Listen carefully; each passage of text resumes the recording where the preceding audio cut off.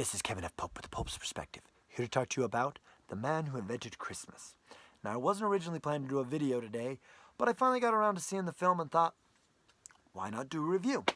So what is The Man Who Invented Christmas? Well, it's about how Charles Dickens came up with the idea for A Christmas Carol.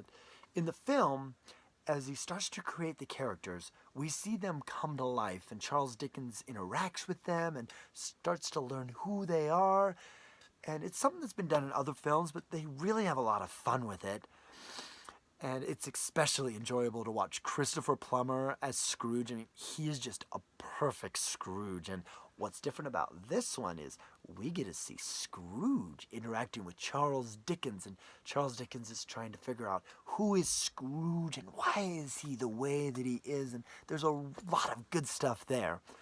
And I also really enjoyed, there's a maid character, and there's one scene where Charles Dickens sees the maid telling this story to his children, and he later asks her, it's like, where did these stories come from? And she said, in Ireland, only the ghosts come out at Christmas Eve. And it's like, so there's where you got the idea for the ghosts of Christmas past and present and future. And so there has a lot of stuff like that where they have the inspiration into his own life. But this character actually becomes a little bit more in the film, and he actually tells her excerpts of the story as he's writing it and asks her opinion. And I'm not going to tell you exactly what it is in the film, but there's one part where he's talking about Tiny Tim, and she has a very distinct opinion on, it's like, no, you can't do that. You have to, you can't let that happen in the story. You need to do this in the story. And it's a really powerful scene, and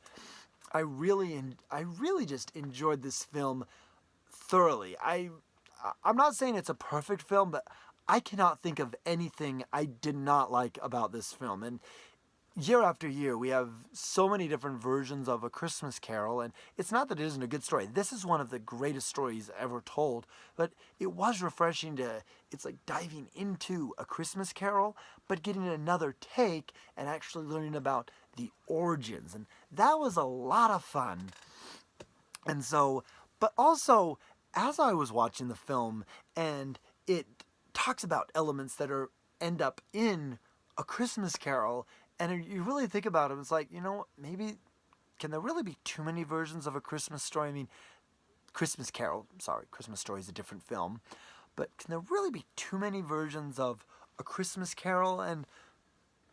But the story itself, the story that Dickens created, is just, it's astounding.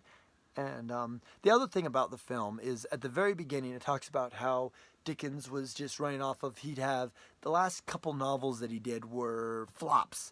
And so he's basically emerging again with A Christmas Carol. And I'm just babbling on, but, whether or not, I don't know how, by the time you see this review, I don't know how many theaters it's still going to be playing, and you may be watching this after Christmas, and maybe it's still playing after Christmas, maybe it's not, but I definitely recommend you check it out. This is worth seeing, and I definitely want to revisit this film again, and I would definitely watch it again around Christmas, maybe not even around Christmas. It's just, it is a Christmas movie, but it's not a Christmas movie. I mean, the whole thing is leading up to, it's like, I've got to get this story done before Christmas. So the movie actually doesn't take place at Christmas until the very end, when it gets closer to him getting the novel published, which is just, I'm babbling on, but go see